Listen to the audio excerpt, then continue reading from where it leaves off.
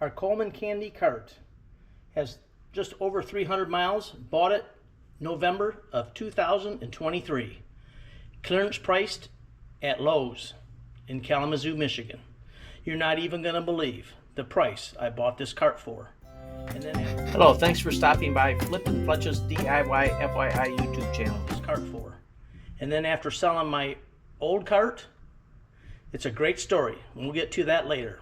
But for now, I want to show you the modifications that I've done to this cart and the entire cart and what I think of it. So stay tuned. All right, the first thing that I did was to relocate my rear view mirrors. As you can see, I have them quite low now.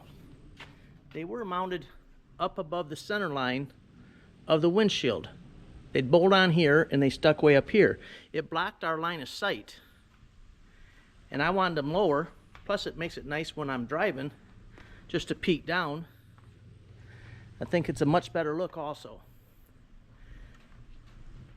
And all I did was mount these with two self-tapping screws into the window frame down low there.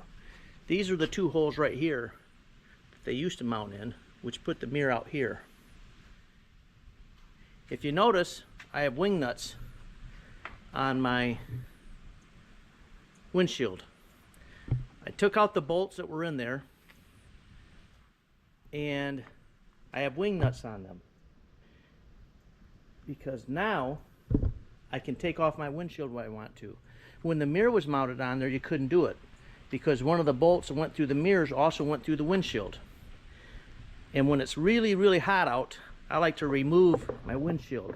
And the reason being is because you can tell how the windshield is slanting up and it throws the air up over top of you. If you're playing golf and it's super hot, it's nice to get all that breeze with a wide open windshield.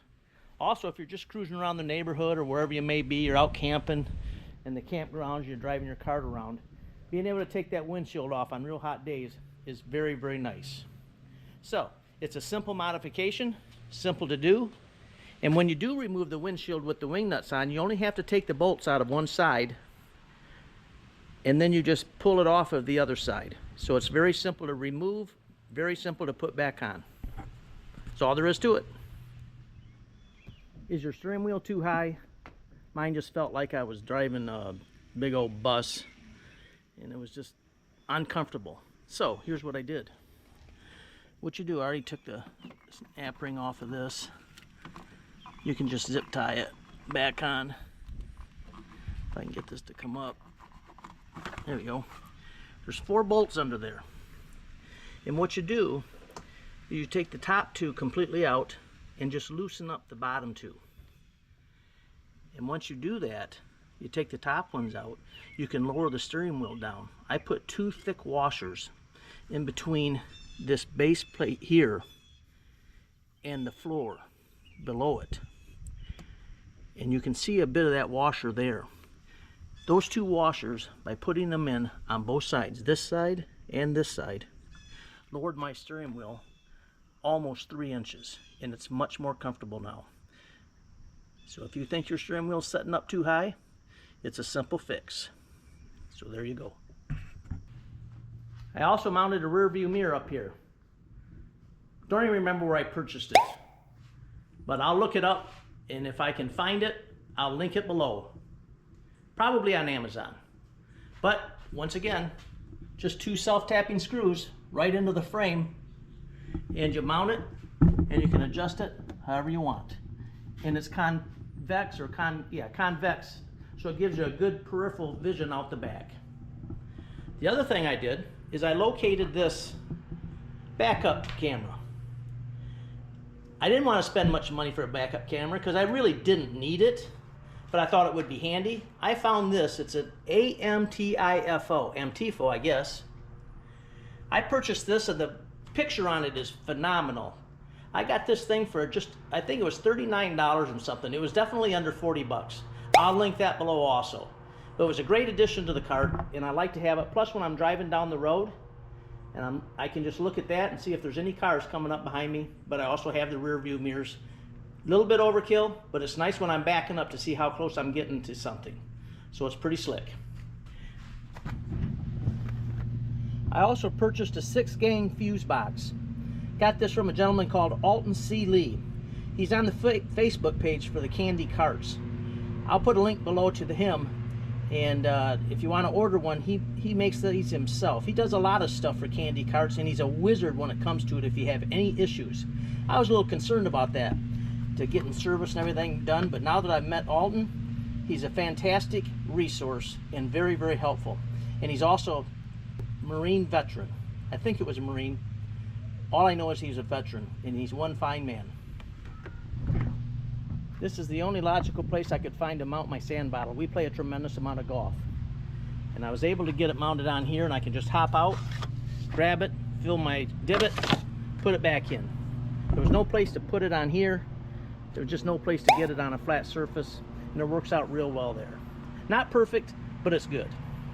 And a little bit of Velcro here to put my golf clubs so I don't lose them. Simple modification. Took some working, but I finally found what I wanted. This bracket here, I purchased off of a gentleman, and I'll put a link below for it. It was a little bit pricey for what it is, but the Coleman cart does not come with a bag holder. There's no place to fasten your bags. So it was a great addition for all the golf that we play. I put this on. This thing is awesome. Got to turn it off so I don't get a copyright suit or whatever they do to you. It's a Kemimoto. I'll put a link below also. And I did a little fabrication to the top, but I got it mounted. Ran the wires up around, zip tied them right, nice and tight. It really turned out well. And you say, why'd you put it in the back? Well, we hardly ever have people riding in the back, and our grandkids do once in a great while, but they're getting bigger now and they don't even ride in it much anymore. So I put it back there because I wanted the music coming from behind me. I'm a 70s driver, baby, muscle cars, and we mounted the stereo speakers in the back. And I didn't want it up here in the top right above my head, and I didn't want it facing me. So in the back it went. It really turned out nice. It took some work, but it worked. There's also LED lights that flash when music's playing on the back. Makes a great addition. We go out cruising all the time with a cocktail late in the afternoon and just enjoy. Another funny thing, it's a golf cart, they claim, when you're going to look at them, but it doesn't come with a scorecard holder. I located this thing on Amazon, and I'll put a link below. I'm gonna have a lot of links down there for you. But it worked out well. It was easy to install and inexpensive. I think it was under 20 bucks. But it works out great. And some foot pegs to rest your foot on. You can just sit here and cruise. Makes you want to think you're riding a Harley. A friend of mine got these for me. He has the same cart, and he bought these for me. I don't know how much they cost. I'll see if I can locate them, and if I can get a link for you, I'll get it. I didn't put the little step bars on it. I'm tall enough to get into this cart, so we didn't need them. The other thing we had to do is replace the tires, because we live on a golf course, and the aggressive tires that come on the cart just weren't acceptable to the greenskeeper. It'd leave too many tire tracks. So I had to buy some new tires. I didn't buy new rims. I kind of wished I would have, because for not that much more I could have got tires and rims, and it would have made it easier for me to sell the tires and rims, the old ones, than just selling the tires. But it is what it is. It cost me $100 just to get the 4 tires swapped. The old one's off, the new one's on. But that's the way it goes sometimes. And yes, I'm a Detroit Lions fan. Have been all my life. My dad was a die-hard Lions fan, and unfortunately passed away before he got to see him win a Super Bowl. I'm hoping really, really bad that they can get a Super Bowl. Speaking of Lions fans, found a guy on the Coleman-Kandi cart page, Facebook page. I got this made. He makes it and ships it to your house. Now, when I bought this, it was numerous months ago. He might have raised the price, I don't know. But it was 30 bucks shipped to my house. That's not a bad deal. And yes, I'm a Trump fan. I think we need Trump in the White House. You may not agree. You may hope for someone different. And that's why we live in America. And I respect your choice.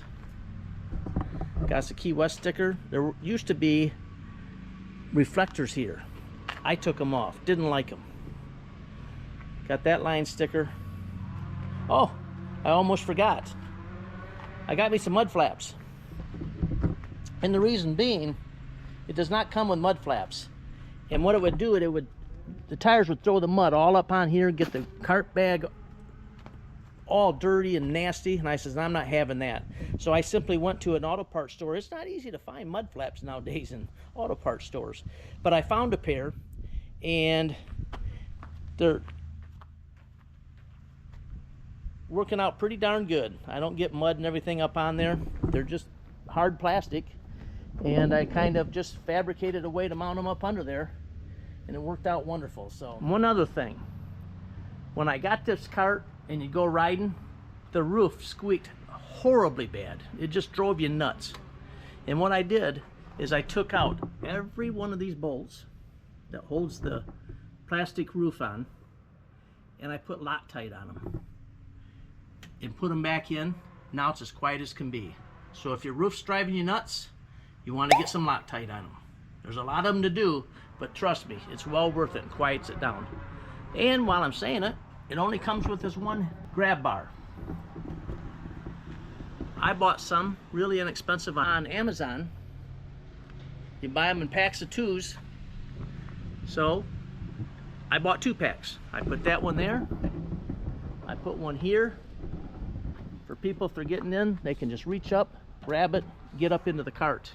I put them on an angle instead of putting them back here, which I didn't think would really work as well. And here it works really, really good for getting up in there. I have one on both sides. You just fasten them up with self-tapping screws. I think they were like $12 a pair or whatever. Once again, I'll put a link below for you. And of course, my tuna skin sticker, live a crazy good day. That's just kind of our saying for our YouTube channels, Fletch Flips and Flippin' Fletches, DIY-FYI channel. Live a crazy good day. Tuna skin is fishing apparel.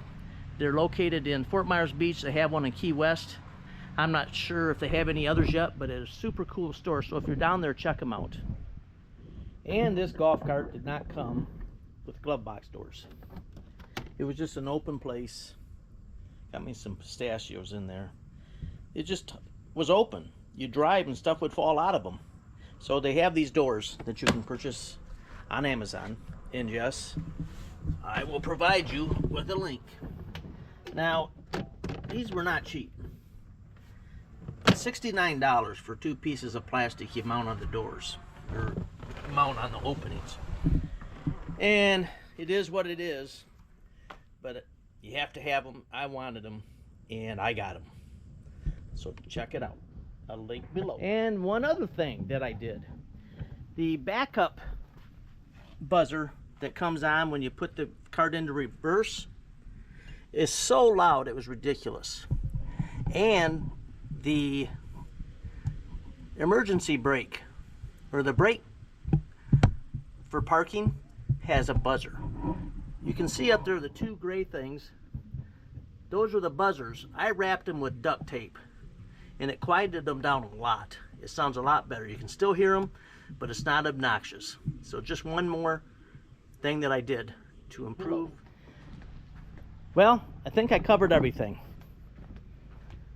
We absolutely love this cart. And I would buy another one, but I won't need to because I have these a long, long time.